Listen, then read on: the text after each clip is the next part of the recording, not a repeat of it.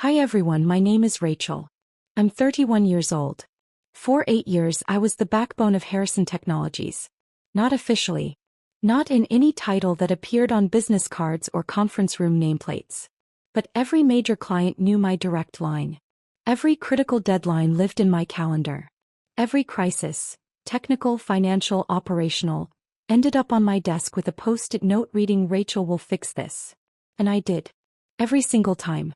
I started at Harrison Technologies the summer after graduate school. 23 years old, MBA fresh in hand, ready to prove myself in my family's software consulting firm. My father, David Harrison, founded the company 32 years ago.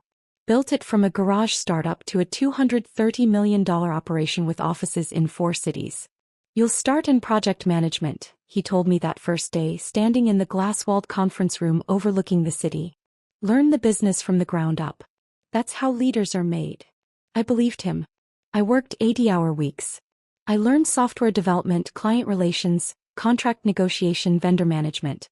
By year 2 I was managing projects worth $8 million annually.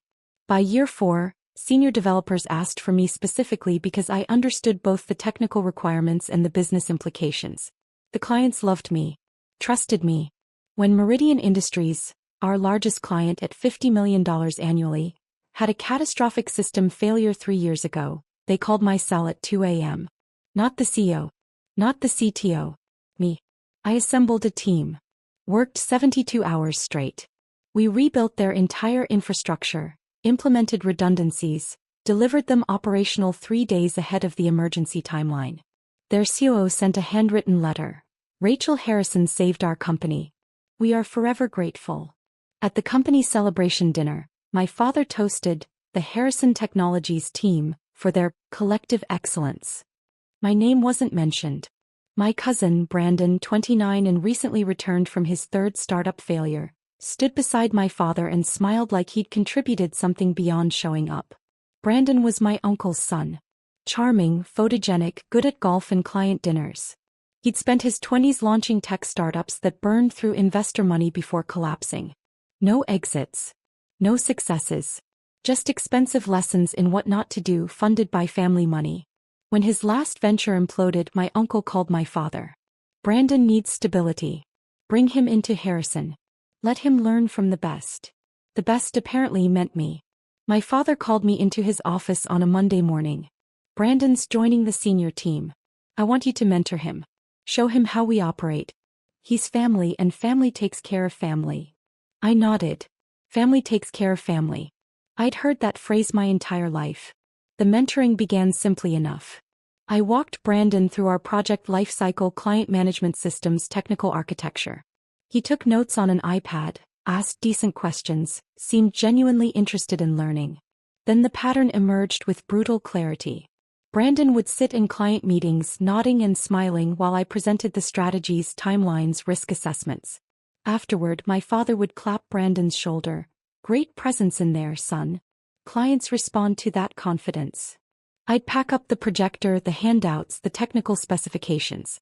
Drive back to the office. Implement everything we'd discussed while Brandon played foosball in the break room. When the Apex Digital account nearly walked because of a pricing dispute, I spent 2 weeks renegotiating terms. Created a custom package that saved them $2.3 million over 3 years while maintaining our profit margins. The client was ecstatic. Signed a 5-year extension worth $15 million. At the quarterly board meeting, my father stood and announced, "I'm pleased to report that Brandon successfully retained the Apex account through innovative negotiation. This is the kind of strategic thinking that will drive Harrison Technologies forward." Brandon looked uncomfortable. I looked at my laptop screen where the 47-page proposal I'd written was still open. Mrs. Patterson, our CFO for 18 years, found me in the parking garage that evening. I was sitting in my car, not crying, just staring at the steering wheel. "He knows," she said through my open window. "David knows you saved Apex. The whole executive team knows." "Then why does Brandon get credit?" "Because acknowledging your work means acknowledging he's grooming the wrong person for succession." She squeezed my shoulder through the window. "You're not invisible, Rachel. You're essential. That's different. And eventually, essential people get tired of being treated as expendable. The invisible labor continued for 8 years. I mentored Brandon. Showed him how to read technical documentation, manage difficult clients, negotiate contracts, handle vendor relationships. He learned slowly how to look competent in presentations. He never learned how to do the actual strategic work. When clients called with emergencies, they called me. When proposals needed final review at midnight, I did it. When the board requested financial projections, I built the models, then watched Brandon present them to applause. My father created a new role for Brandon in year 5. Executive Vice President of Strategic Growth. Corner office with a view. $250,000 salary. Company car. Business cards printed on heavy cardstock that probably cost more than my monthly rent. I was still Senior Project Director, at $145,000, in an interior office next to the server room where the ventilation system hummed constantly. "You're doing critical work," my father said when I asked about my own advancement. "Client-facing work. The operational foundation of this company." "I've been here 8 years," I said carefully. "I manage accounts worth $87 million. I've never lost a client. I've brought in $34 million in new business. I've mentored every senior hire for the past 4 years, including Brandon. And we appreciate that enormously. But Rachel, leadership isn't just about technical excellence. It's about vision, market positioning. Brandon has that natural executive presence clients respect. Brandon, who'd asked me last week what API stood for. Brandon, who'd missed a critical client presentation because he was hungover from a networking event.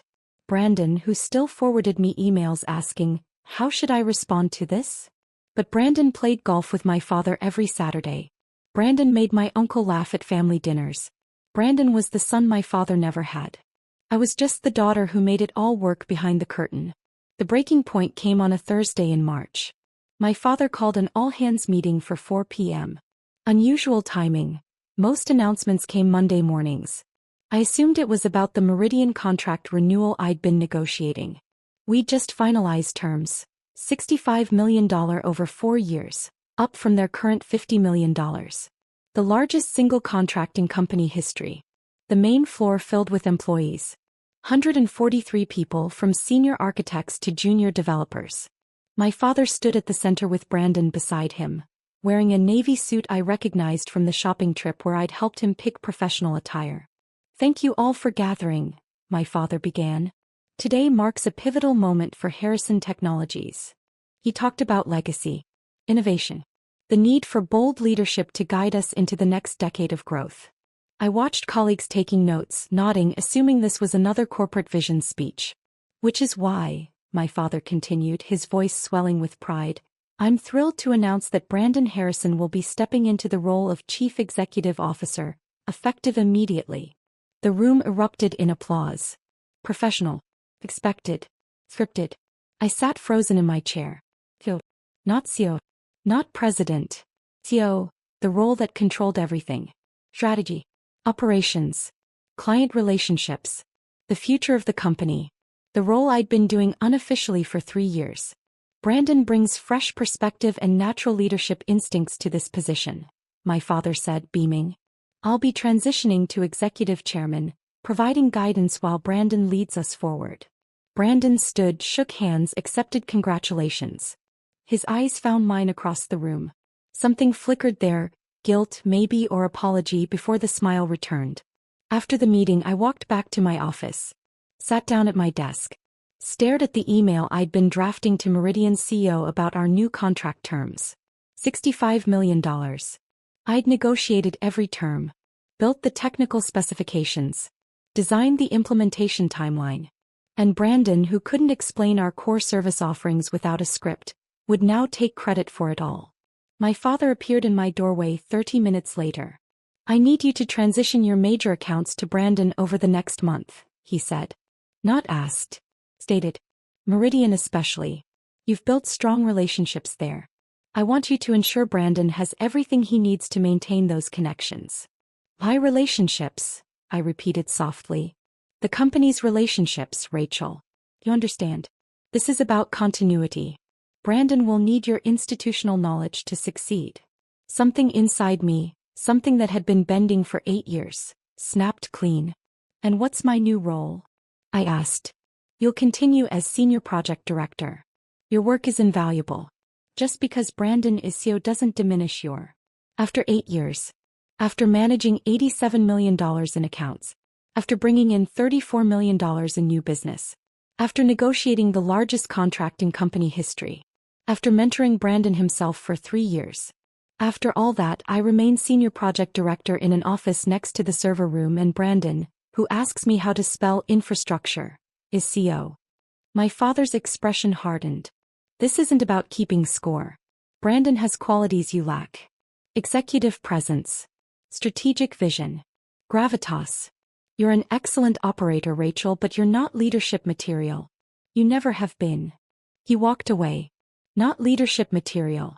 I stared at my computer screen. Let those words settle into something sharp and clarifying. Mrs. Patterson appeared an hour later with tea. Set it on my desk without speaking. When she turned to leave, she paused. My former colleague runs talent acquisition at Novak Solutions, she said quietly. They've been trying to poach Harrison's senior people for 2 years. I could make an introduction if you wanted. I looked up at her. She smiled sadly, knowingly. Just something to think about, she said. That night, I sat in my apartment with my laptop and the files I'd been keeping for years. Not intentionally, just professionally. Documentation was my nature. Every client account I managed. Every contract I negotiated. Every crisis I resolved. Every late night, every weekend, every holiday I worked while Brandon posted Instagram stories from ski trips and beach resorts. The numbers were staggering. In 8 years, I'd brought in $34 million in new business. I'd maintained a 98% client retention rate. I'd managed implementations for 23 major projects with 0 failures. I'd trained 16 employees who'd been promoted past me. I'd built Harrison Technologies' reputation for excellence, and my reward was watching someone else wear the crown I'd crafted. The email from Novak Solutions arrived the next morning. Subject: Confidential opportunity, Chief Strategy Officer position. I almost deleted it. Loyalty. Family. My father's voice about commitment and gratitude and taking care of each other. I opened it instead. Dear Ms. Harrison. Your reputation in the tech consulting space is exceptional. Novak Solutions is expanding our enterprise division and believes your expertise would be transformative. We'd like to discuss a Chief Strategy Officer position with full autonomy, equity participation and compensation reflecting your actual market value. Would you be available for a confidential conversation? Best regards, Catherine Novak, founder and CEO Novak Solutions. I stared at the screen. Read it 4 times. Then I replied, available tomorrow evening 7 p.m. Catherine Novak's office was minimalist elegance. Clean lines, natural light, art that suggested actual curation rather than corporate purchasing. She was 46, sharp-eyed, direct. She offered espresso from a machine that probably cost more than my car. I've been watching your career for 3 years, Catherine said without preamble. Every major win at Harrison has your signature on it. The Meridian save. The Apex renegotiation. The Stellar Systems implementation that came in under budget and ahead of schedule. You're the strategic brain of that operation. My father would disagree. Your father is protecting his investment in his nephew's career advancement. Catherine's tone was matter-of-fact, not cruel. I'm not interested in his feelings. I'm interested in results. And you consistently deliver results that exceed projections. She slid a folder across the desk. I opened it. The offer was breathtaking. Chief Strategy Officer. $520,000 base salary. Performance bonuses up to $200,000 annually.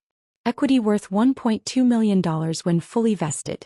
Full autonomy over strategic initiatives. My own team. An office with windows.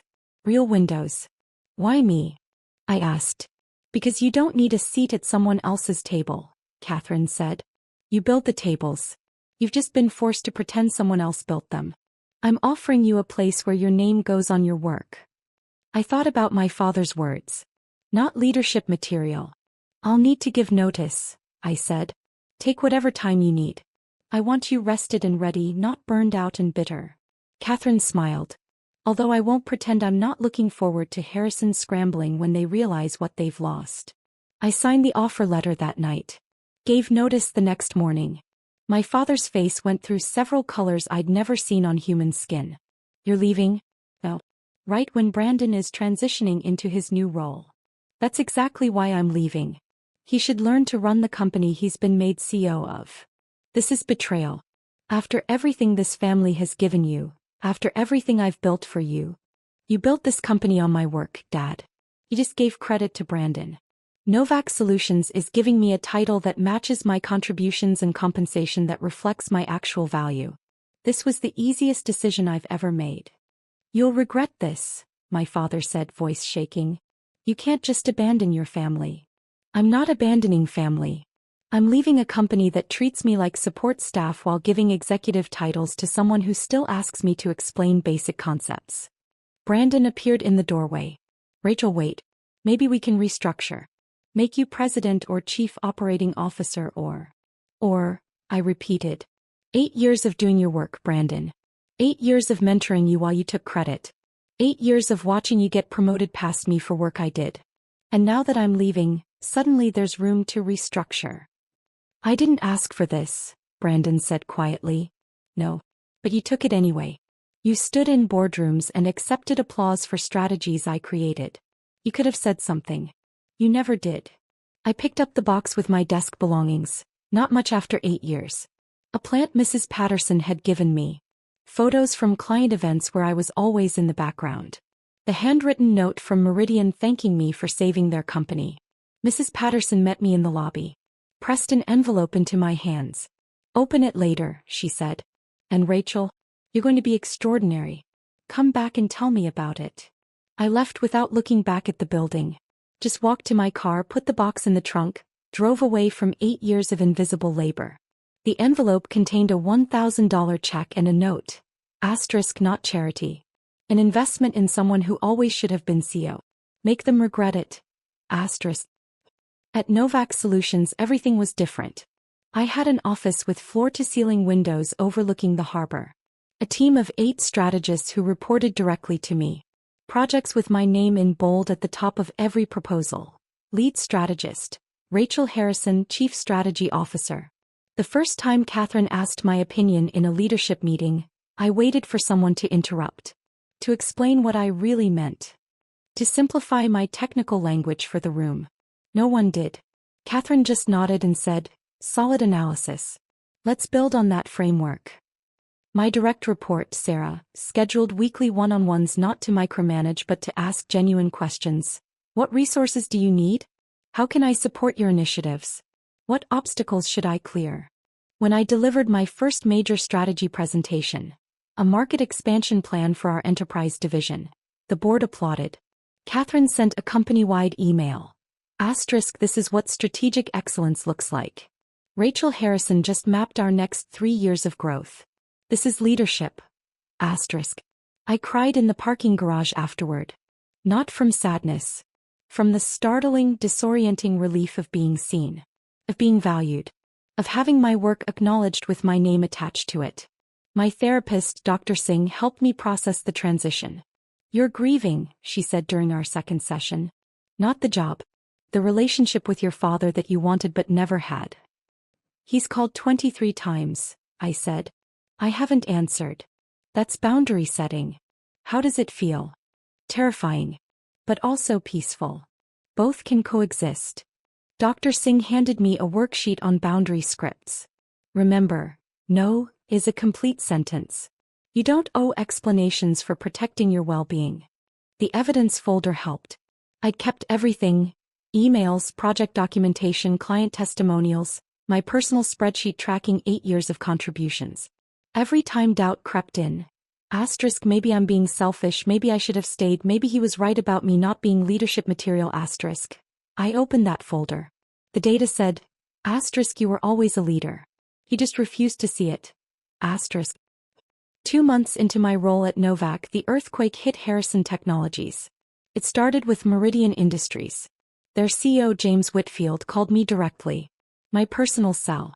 The number I'd given him 3 years ago during the infrastructure crisis, with instructions to call anytime, day or night. Rachel, I need to talk to you about something sensitive. Of course, James. What's happening? We finalized the contract renewal with Harrison last month. $65 million over 4 years. You negotiated every term, designed the implementation plan. Now we're dealing with Brandon and... He paused. Rachel, he doesn't understand our technical requirements. He can't answer basic questions about the architecture you designed. We've tried to work with him, but after 3 meetings where he promised to get back to us on fundamental details, we're concerned. I'm sorry you're experiencing that, I said carefully. I'm calling because Meridian wants to move our account to Novak Solutions. You're there. We don't want Harrison Technologies. We want you. You've always been our real partner. We're just following the expertise. I thought about loyalty, family, the right thing to do. Then I thought about 8 years of invisible labor and my father calling me not leadership material. Let me connect you with Catherine Novak, RCO. We'd be honored to work with Meridian. The meeting happened 48 hours later. Catherine, James Whitfield, Meridian's CTO, their CFO, and me. We spent 3 hours reviewing their needs.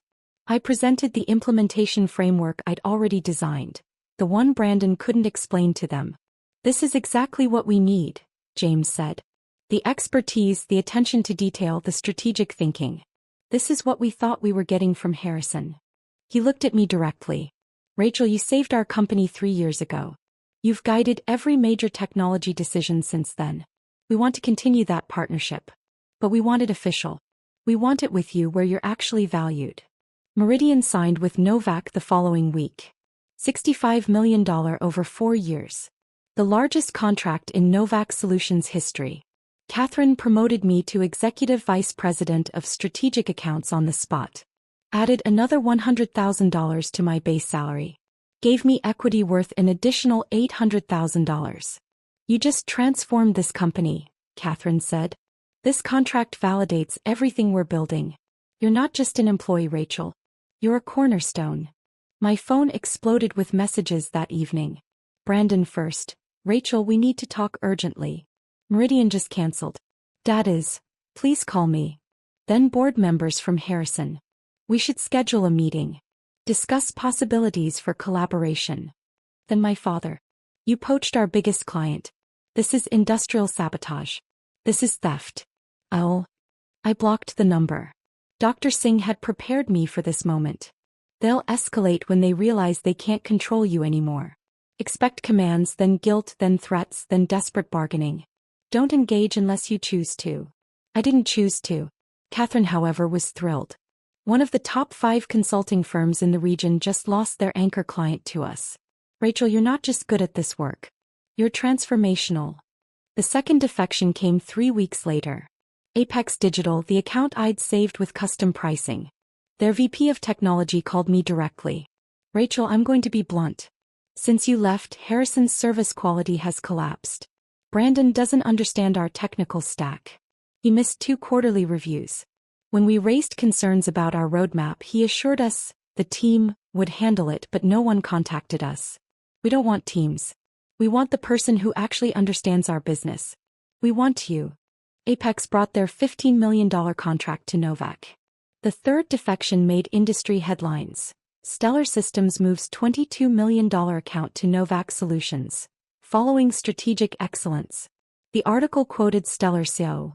We partnered with Harrison Technologies because of Rachel Harrison's strategic vision. When she moved to Novak Solutions, the choice was obvious. Expertise matters more than company legacy. My phone became unusable. Messages flooded in. Brandon, no longer professional. Rachel, please. You're destroying us. Dad's having panic attacks. We've lost $102 million in contracts. We need help. Board members increasingly desperate. We should discuss terms for your return. Name your price. My uncle, you're tearing this family apart. Brandon looks 10 years older. Your father can't sleep. How can you be so cold? I blocked the numbers one by one. Mrs. Patterson texted. *7 senior people quit this week. Including me. Brandon is in over his head and David won't admit it. The whole company is chaos. But you're thriving. Proud of you, Rachel. Catherine called a company meeting. Announced that Novak Solutions had grown 43% in 3 months. That we were opening a new office. That our client retention was 100%. That Rachel Harrison's leadership had transformed the company's trajectory.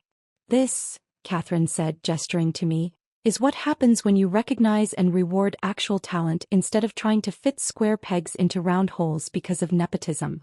The entire company applauded. For me. For my work. For leadership that was finally, officially acknowledged. Month 4 brought the desperate phase. My father and Brandon showed up at Novak's offices. Security called up. Catherine came to my office first. 2 men claiming to be family. Want me to have them removed. I considered it. How easy to simply refuse. To let them wait in the lobby experiencing what I'd experienced for 8 years. Being invisible, dismissed, not worth time. But Dr. Singh's voice. Asterisk closure isn't something they give you. Something you create for yourself. Asterisk. I'll meet them in the cafe downstairs, I said. Public space. 30 minutes maximum. We sat at a corner table. Glass walls. Other professionals working around us. Witnesses. My father looked diminished somehow. Older. Thinner. Brandon looked exhausted with dark circles under his eyes. Thank you for seeing us, my father began. I waited. We may have underestimated your contributions to the company, he said carefully. Legal language. Precise. We'd like to discuss you returning as President and Chief Operating Officer. Substantial compensation increase. Real authority. Brandon would remain CO, but you'd handle all strategic operations. What's substantial? I asked. $350,000 base. Plus performance bonuses. Plus equity. I almost laughed. $350,000. Novak pays me $620,000 base. I have equity worth $2 million. I have a team that respects me. I have a CEO who values my input. I have clients who followed me because they trust my expertise. Why would I take a massive pay cut to return to a company where I'd still report to someone who doesn't understand basic technical concepts? I was wrong, my father said quietly. About the leadership material comment. I see now that you were leading all along. Brandon needed the opportunity. He needed to prove himself. And I didn't need opportunities. I didn't need anyone to believe in me. Silence. You built a company that couldn't function without the person you refused to acknowledge, I said evenly. That's not my failure, Dad. That's yours. Brandon spoke for the first time. I told Dad you should have been CEO. I said it after the announcement. But he insisted I was ready and I wanted to believe him. I wanted to prove I could do it. I know, I said. And I did. Brandon wasn't malicious. Just weak. Just willing to accept what he hadn't earned because it was easier than confrontation. But you took the position anyway. You stood in meetings and accepted praise for work I did. You could have insisted I be promoted alongside you. You didn't. We're losing everything, my father said, voice cracking. We've lost $102 million in contracts. 30% of our staff. Investors are pulling funding. If we don't turn this around in 45 days, we're filing bankruptcy. Then hire a qualified strategist. There are excellent ones in the market. Rachel, please. My father's composure broke. I'm asking you to save the company. I'm asking you to come back. To help us survive. I looked at him. This man who'd built a company but refused to see the daughter who'd sustained it. Who'd handed my cousin an executive title for work I'd done. Who'd called me not leadership material while I operated at an executive level for years. You had 8 years to ask for my help while valuing it, I said softly. You used those years to tell me I wasn't enough. That Brandon was better. That executive presence mattered more than actual results. I believed you until I found a company that judged me on merit. And then I built something without you. Something where my work has my name on it. Where my success is acknowledged. Where I'm not invisible. So you're just going to let everything we built collapse? My father asked bitterly. We built? I looked at him steadily. The data shows I brought in $34 million over 8 years. I maintained 98% client retention. I managed 23 major implementations. I mentored your staff. I resolved every crisis. I negotiated every major contract. I held that company together while you gave Brandon credit for my achievements. I stood picking up my bag. What you built was a company dependent on labor you refused to credit. What I built is a career where my contributions are recognized and rewarded. We're both living with our choices. I walked away. Didn't look back. Through the glass wall I saw them sitting there. Father and son. Looking lost. The article appeared 5 weeks later. From shadow to spotlight. How one executive rebuilt her career after family betrayal. The regional business journal had contacted me about featuring rising leaders in tech consulting. I'd hesitated, but Catherine encouraged it. Your story matters, she said. There are countless people working in family businesses, being told they're not enough while doing executive-level work. They need to know they can leave. That they're not trapped. The interview was thorough and fair. The journalist did excellent research, including talking to former Harrison employees and clients. I spent 8 years being told I wasn't leadership material while operating as the company's chief strategist, Harrison explains. The clients knew it. The staff knew it. The only people who didn't acknowledge it were the ones benefiting from my invisibility. The article detailed my role at Novak, the clients who'd followed me, my upcoming keynote at the National Technology Leadership Conference. It went viral in business circles. My inbox flooded with messages from people in similar situations. Daughters in family businesses. Sons overlooked for younger siblings. Employees watching less qualified relatives get promoted. Thank you for speaking up. I'm in the exact situation. Your story gave me courage. 15 years doing my brother's work. This helped me see I'm not crazy. I left my family's company last month after reading this. Already have 3 offers. Brandon sent one text. The article was hard to read. I'm sorry for everything. I didn't respond. My father sent one final email. You've humiliated this family publicly. Made us look incompetent. Don't expect forgiveness. I replied. I don't expect it. I don't need it. Then I blocked the address permanently. The bankruptcy filing was announced 6 weeks before the National Technology Leadership Conference. Harrison Technologies files Chapter 11. Regional tech firm crumbles after talent exodus. The article was detailed. Client losses totaling $102 million. Staff departures, 43 employees in 4 months. Failed investor negotiations. The building lease terminated. David Harrison stepping down. Brandon Harrison, position eliminated. I felt a distant sadness. Not satisfaction. Not guilt. Just melancholy for what could have been if my father had made different choices 8 years ago. Mrs. Patterson called. How are you processing the news? I'm okay. Really? Is that strange? No, honey. It means you've healed. You've built something new. The old chapter is just closed now. He was right. I built something new. At Novak, I just closed a $47 million contract with an international manufacturing firm. Catherine was creating a new role, Chief Innovation Officer. My team had grown to 15 people, all of whom I mentored the way I wished I'd been mentored, with recognition, opportunities, and credit for their work. Tom, one of my senior strategists, brought his family to the office when I promoted him to director.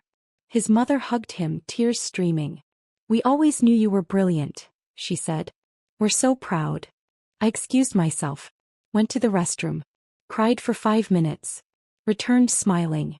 Dr. Singh helped me understand it. You're not grieving what you lost. You're grieving what you never had. A father who could see your worth. Will it always hurt? It'll hurt less. And eventually you'll realize the freedom is worth more than the fantasy. The National Technology Leadership Conference was held in a convention center with 3,000 attendees. I was the opening keynote. Topic: Leading from wherever you are. Recognizing and claiming your value. Catherine adjusted my lapel mic backstage. Nervous. Terrified. Good. It means you care. She smiled. Go show them what not leadership material actually looks like. I walked on stage to applause. Scanned the massive audience. In the back, partially hidden behind a column, were my father and Brandon. Both in business casual. No suits, a departure from the executive uniforms they'd always worn. My father looked haggard. Brandon looked like he'd aged 5 years. I could have had security remove them. I could have ignored them completely. Instead, I began my speech. 8 years ago, I worked for a company that told me I wasn't leadership material. I believed them until I realized that judgment came from people who couldn't run their own company without the person they refused to promote. I talked about invisible labor, documentation, knowing your worth in measurable terms, recognizing when you're building someone else's empire while your own potential withers in the shadows. I was told I lacked executive presence, I said, looking directly at my father. By someone who gave my cousin a CEO position based on family connection rather than competence. And when I left, taking my expertise and my client relationships, the company collapsed. Not because I sabotaged anything, but because the foundation was one person pretending to lead while another person did the actual work. The audience was silent, hanging on every word. Here's what I learned. Your value isn't determined by who refuses to see it. Your potential isn't limited by who underestimates you. And loyalty to people who exploit you isn't virtue, it's self-betrayal. I talked about Catherine saying you build the tables. About Sarah asking what I needed instead of telling me what to do. About clients who followed me because they valued expertise over company logos. If you're in a situation where your contributions are invisible, document everything. Build your evidence folder. Track your wins. And when you're ready, don't threaten, don't negotiate, just walk. Find a place where your name goes on your work. Where your voice carries weight. Where you're not just the engine keeping someone else's career running. The standing ovation lasted 90 seconds. People crowded around afterward, sharing their stories, asking questions, thanking me for giving them language for their experiences. My father and Brandon approached as the crowd thinned. Security noticed, moved forward. I waved them off. That speech, my father said quietly. You were talking about me. I was talking about systems that prioritize connection over competence. You were an example. I never realized how much of the company's success came from you. You didn't want to realize it, Dad. Acknowledgement would have meant admitting you'd promoted the wrong person. That family loyalty blinded you to merit. Brandon looked at his hands. For what it's worth, Rachel, everything you said was true. I wasn't ready. I'm in leadership training now. Starting over. Learning to actually do the work instead of taking credit for it. Good, I said sincerely. You'll be better for it. My father met my eyes. Something that might have been pride, might have been regret, flickered there. You've built something remarkable. I see that now. I know you do. Now that it's too late to matter. Is there any possibility? He stopped. Started again. Could we rebuild our relationship? I can't change the past, but maybe. Dad, I forgive you. The words surprised me, but they felt true. I forgive you for not seeing my worth. For choosing Brandon because he was easier to love. For calling me inadequate while relying on my competence. I forgive all of it. Hope flickered in his expression. But forgiveness isn't reconciliation, I continued gently. It isn't access. It isn't relationship restoration. You can be forgiven and still not be part of my life. Those are separate decisions. I'm your father. You are. And I hope you build something new. Something where you value people's contributions regardless of their last name. But I've built my own table now. There's no seat here for people who spent years telling me I didn't deserve one. I turned to leave. Paused. Thank you though. For giving Brandon the CEO position. If you'd promoted me, I'd never have left. I'd never have discovered what I could build without you. So genuinely, thank you for showing me I didn't need your validation to lead. I walked away. This time I looked back once. They stood there, father and son, watching me disappear into a crowd of professionals who respected my expertise, valued my leadership, and knew my name. 8 months later, I launched my own consulting firm, Harrison Strategic Consulting. Not to compete with my father. Not for revenge. But because Catherine had said something profound. Asterisk, you've always built the tables. Now build your own company. Asterisk. I did. Built a firm that valued documentation, credited contributions, promoted based on results. I hired Mrs. Patterson as CFO. Tom came over from Novak as VP of Operations. Sarah joined as Senior Strategist. We were small, 12 people, but profitable, ethical, growing rapidly. Meridian Industries became our anchor client. Apex Digital joined. Stellar Systems. 3 new Fortune 500 companies that had never worked with Harrison Technologies. First-year revenue, $28 million. My father sent a card. Asterisk, congratulations on your firm. I'm proud of you, asterisk. I read it. Filed it away. Didn't respond. Brandon sent flowers. Asterisk, you were right about everything. Starting from the bottom is humbling. Good luck with your company. Asterisk. I sent a brief thank you email. Professional. Distant. Catherine called to congratulate me. You did it. Built something with your name on it. Literally. I did. Any regrets? I thought about it. About the 8 years at Harrison Technologies. The invisible labor. The interior office next to the server room. The speech where my father called me inadequate. No regrets, I said. Everything led here. On Sunday morning I went to the office alone. Walked through the empty space. 12 offices, conference rooms, a kitchen where we actually talked to each other like humans, not corporate personas. My office had floor-to-ceiling windows. A view of the harbor. My name on the door. Rachel Harrison, founder and CEO. The title my father said I'd never be qualified for. My phone buzzed. Unknown number. I almost ignored it, then looked at the message. Asterisk, this is David. Saw the article about your firm's success. $28 million first year. You were always capable of this. I'm sorry I couldn't see it. Asterisk. I stared at the screen. Waited for the familiar ache of wanting his approval, his pride, his acknowledgement. It didn't come. Instead I felt complete. Whole. Successfully independent. I typed. Asterisk, I appreciate that. I hope you're well. Asterisk. Then I blocked the number. Not from anger. From boundaries. From understanding that some doors close not because of hatred, but because keeping them open means staying tethered to versions of ourselves that no longer exist. I sat at my desk. Opened my laptop. Reviewed the proposal for our next major client. A $52 million contract that would make us one of the fastest-growing consulting firms in the region. Outside my window, the harbor glittered in morning light. Boats moved purposefully across the water. The city hummed with life and possibility. The building at Harrison Technologies had gone dark. The logo removed. The lease terminated. But here in 12 offices filled with people who respected each other, every light blazed bright. I built this table. I built all of it. And my name was on everything.